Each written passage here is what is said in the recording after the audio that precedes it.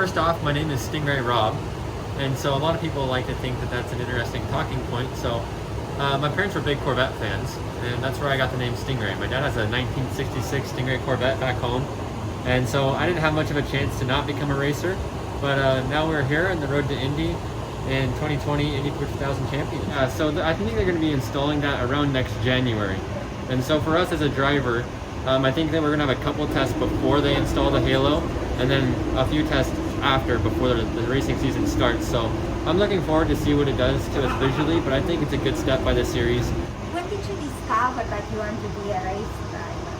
Well, I think I was 4 years old when I really started to pay attention to fast cars and wanting myself to go fast. You know, obviously with my name being Stingray, I spent a lot of time around Corvettes growing up. So my parents, they took me to a few drag races here and there, autocross events.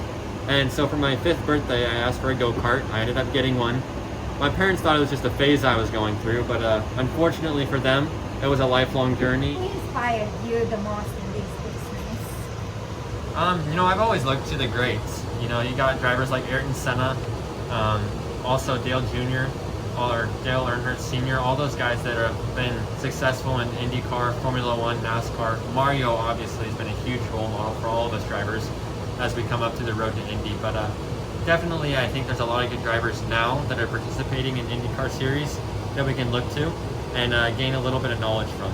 Back home in Idaho, we have a lot of outdoor sports, and so during the summer we'll typically go boating, camping, fishing, hiking, a lot of stuff outside, which is very enjoyable.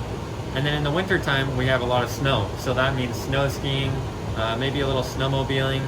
And then I also like to play a lot of sports. In high school I played basketball for our varsity team, and I played summer baseball. I tried soccer a little bit of tennis, a little bit of golf. So just about anything I can do outdoors I really enjoy, and lately I've actually been doing a lot of rock climbing, which has been very nice, and it's actually really good training for racing. I really like elevation worship just because I am very faith-based, and I think that that's a huge part of my racing career. And I actually watched Elevation Church online on their Sunday live stream. Stephen Furtick is the pastor there, so I really like some of the messages he has.